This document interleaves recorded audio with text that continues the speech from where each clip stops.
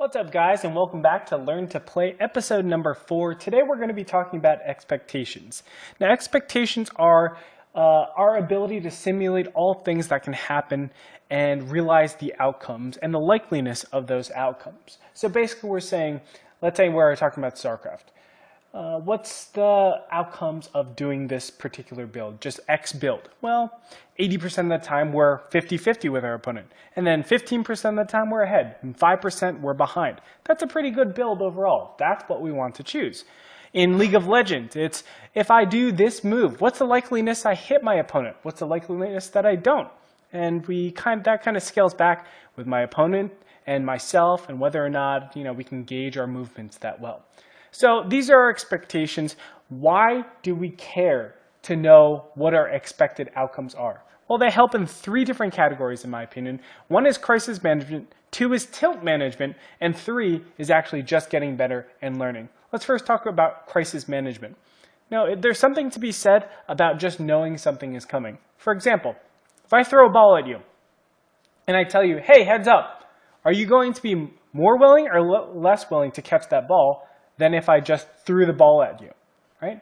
You don't have to think. Your mind doesn't go into that crazy mode where it's just like, oh my God, there's so much going on. Am I going to be able to catch it? Do I dodge it? What do I do?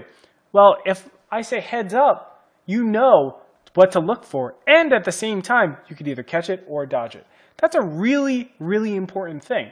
And it's because our expectations have changed from not knowing anything at all to being able to focus on one specific thing and then being able to, basically execute and do a lot better than if we had no warning at all. This is what expectations allow us to do. It allows us to be a lot more focused whenever some sort of attack is coming. So if you know a Zergling Baneling attack is coming, it's a lot easier to defend it. If you don't, then you're like, oh my God, what do I have to do? Oh, I have to get that supply depot. I have to cover that wall. All these different things, it gets very chaotic, and it just incurs more mistakes in general, right? You could still play it perfectly, but the chance of you having a mistake is a lot higher. So crisis management is going to be kind of condensed a little bit. There's not going to be nearly as many mistakes if you have your expectations in line. And the other thing is tilt management. Well, all of a sudden now, if I really feel or know that something is capable of happening, why are we getting angry about it, right? If I know that I'm playing against a really cheesy player, why am I getting angry if they cheese me or not? Of course, there's a very likely chance that they're going to cheese me. It's just what happens, right? It's almost getting angry at like, oh man, I couldn't cross the street fast enough because there's so many cars and you're standing there at rush hour. It's like, well, duh, that's just what it is. It happens. And you have to really accept that and say, well, am I really thinking that this doesn't happen nearly as much and I'm just unlucky? Probably not. A lot of people have like these selective statistics because they feel like because it's happening to them, it shouldn't happen nearly as much. 90% is still 90%, and a lot of people think that's 100%, but it's not. 10% of the time, it happens, or whatever it is, it happens.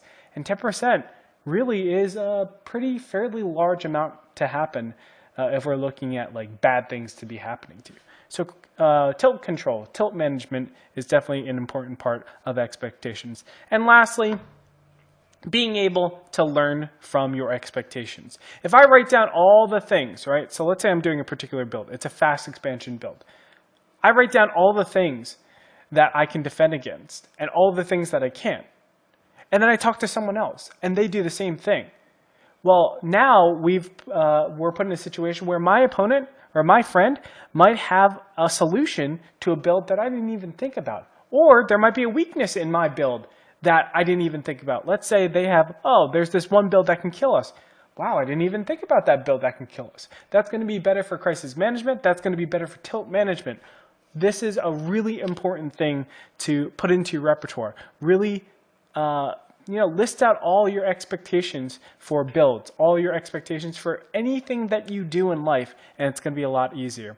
And with that, you learn more, you grow more, and as I always say, collaboration breeds evolution. I hope this helps you guys, and I'll catch you guys back for another episode of Learn to Play.